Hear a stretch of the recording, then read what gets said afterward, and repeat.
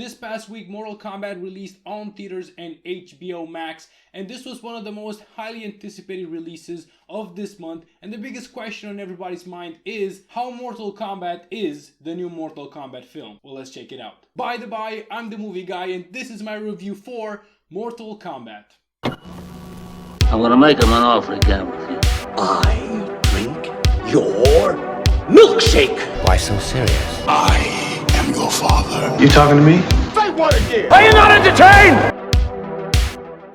In case you do not know what Mortal Kombat is about, it is about a tournament between the mighty champions of Earth and the antagonist champions of Outworld. Outworld have won the last 9 meetings between them, and if Outworld win another tournament, then the entire human race will be enslaved by the antagonist of the film, Shang Tsung. But things are looking good for Earth because a prophecy says that the new champions of Earth, spearheaded by the bloodline of Hanzo Hasashi, will win them this tournament. And Shang Tsung wants to prove that prophecy wrong. Shang Tsung sends Bi-Han to kill the entire family of Hanzo Hasashi. But he fails because Hanzo's daughter, hidden away, is saved by Raiden. Centuries later, one of the descendants of Hanzo Hasashi named Cole Young is chosen to compete for the Mortal Kombat tournament alongside Liu Kang, Kung Lao, Jax, Sonya Blade, and Kano? So the movie is based on a video game, and there hasn't been a lot of success to these kind of movies. It's an action film that has an R rating, and man, Mortal Kombat needs an R rating for a film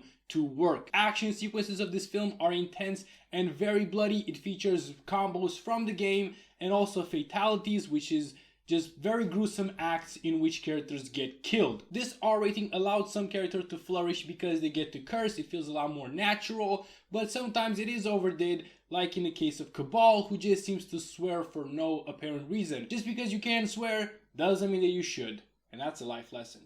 And I can appreciate that the selection of characters chosen were kept true to their in-game characters. For example, Kano. In the game, he's a loudmouth who can kick ass, and that's the exact same in this film. Most of the comedy relief comes from him, and this guy made me laugh so many times. He was my favorite character of the film. Jax is a badass just like in the film, and I like that we get to see the origins of the rivalries of these characters. We get to see why Bi-Han and Hanzo Hasashi hate themselves, why Sonya Blade and Kano have a history, and so on and so forth. And I also like the selection of the baddies that were chosen. Some of these guys did not get enough recognition in the games, but they get chosen for this film, like Nitara and Reiko, and are generally used as canon fodder, and they kind of needed that in this film. The problem is the protagonist of this film, Cole Young, the descendant of Hanzo Hasashi. First of all, this guy is not even in the game. Why would you make him a character in a movie? You have hundreds of characters from the game that you can choose from, and instead you chose to make a bland protagonist who's, your run-of-the-mill good guy. He holds the key to everything, and he is so bland. He has zero personality, and his inclusion could have been avoided very easily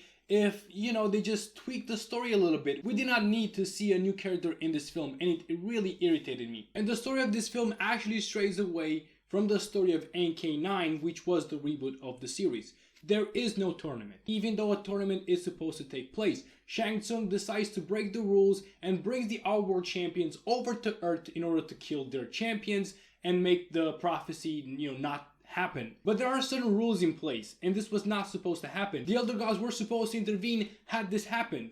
They just didn't care, apparently. There were also some big time pacing problems in this film. It starts really hot with the fight between Bi-Han and Hanzo Hasashi, but it fails to pick up that pace. We get to see a lot of exposition afterwards and characters and not a lot of fights. And even later on in the film, when more fights start happening, they just failed to recapture that beauty that was in the first scene. It actually started to become pretty boring, and I didn't think that a Mortal Kombat could actually be boring. The bad guys were also kind of bad. Shang Tsung, man, the antagonist of this film, we only see him really doing one thing in this film. He is so inexistent in this story, and I hated that. The cast of this film generally do a great job of portraying the characters of Mortal Kombat, and even the director of this film, who is making his first feature-length film debut, Simon McCoy, he does a really good job, and the CGI effects I was particularly impressed by. This movie looked really good. In conclusion, this film was actually disappointing. I expected a lot better from it. The story was kind of boring, but I thought that this movie did not need a good story in order to shine.